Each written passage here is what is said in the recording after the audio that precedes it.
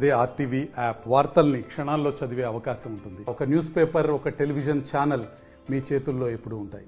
ఇవాళ కోదాడ నియోజకవర్గంలో బర్కచెర్ల గ్రామంలో ఉన్నాం.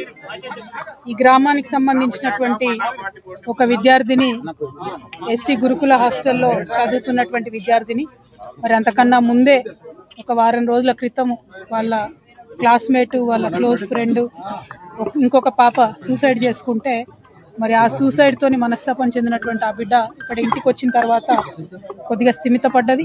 కానీ మళ్ళీ వెంటనే అధికారులు ఎగ్జామ్స్ ఉన్నాయి, మళ్ళీ మీరు రావాలి స్కూల్కి అనగానే మనాది పెట్టుకున్నటువంటి ఆ పాప మరి ఇక్కడ ఇంటి దగ్గరే సూసైడ్ చేసుకొని చనిపోవడం జరిగింది. చాలా బాధాకరం.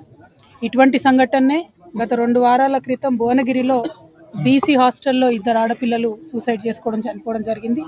మరి వాళ్ళ ఇమాంపేటకు సంబంధించినటువంటి ఎస్సీ గురుకుల హాస్టల్లో మరొక 2 ఆడపిల్లలు ఇలా చనిపోవడం అన్నది నిజంగా బాధాకరం.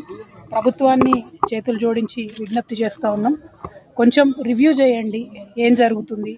10th క్లాస్ పిల్లలు మరి ముఖ్యంగా ఎగ్జామ్స్ టెన్షన్లో ఉన్నారా, ఎందుకు ఇట్లా జరుగుతుందనే విషయాన్ని దయచేసి ఆలోచన చేయండి. లక్షలాది మంది పిల్లల్ని గురుకులాలు పెట్టి మనం ఇలా గురుకులాల్లోకి తీసుకొచ్చినాం.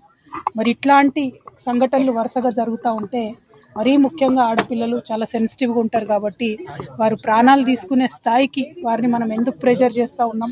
మరి గురుకులాల్లో ఏదైనా సిలబస్ బాగాలేదా, లేకపోతే కౌన్సిలర్స్ సంఖ్య తక్కువ ఉందా, లేకపోతే ఇంకేమైనా సౌకర్యాల వల్ల ఇబ్బంది ఉందా, ఇంకేదైనా రకమైన ఒత్తిడి ఉందా. దయచేసి ప్రభుత్వం ఇప్పుడు విద్యాశాఖకు సంబంధించి ప్రస్తుతం మంత్రివర్యులు లేరు కాబట్టి గౌరవ ముఖ్యమంత్రి వర్యులు ఒక్కసారి రివ్యూ చేసుకుంటే బాగుంటుందేమో. ఆడపిల్లల అంశం సెన్సిటివ్ అంశం, పైగా ఇప్పుడు ఎగ్జామ్స్ వచ్చేటటువంటి టైం కాబట్టి అన్ని సోషల్ వెల్ఫేర్ హాస్టల్స్ కూడా ఒక్కసారి రివ్యూ చేసుకొని కౌన్సిలర్స్ని పటిష్టంగా పెట్టి పరీక్షల్లో అత్యధిక ఉత్తీర్ణత శాతం సాధించే విధంగా విద్యార్థుల మీద ఉన్న మానసిక ఒత్తిడిని తొలగించే విధంగా ఉండాలని చెప్పి కోరుతా ఉన్నాను.